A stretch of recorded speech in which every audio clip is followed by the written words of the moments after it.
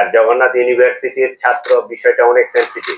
আমার অফিসাররা নিজেরাই এই ডিটেকশন থেকে শুরু করে আসামি অ্যারেস্ট করা থেকে শুরু করে সবকিছু করছে। কেউ যদি এটা ব্যক্তিগতভাবে কোনো ধরনের তার ইল ইন্টেনশন থাকে, এটা অবশ্যই আমরা তাকে অনুসন্ধান করে তার বিরুদ্ধে আইনানুগ যে ব্যবস্থা বা আমাদের যে ডিপার্টমেন্টাল ব্যবস্থা আমরা নিব, যদি এরকম কারো ইনভলভমেন্ট থাকে। নজরুল ভাই, একটা লাস্ট প্রশ্ন করতে চাই।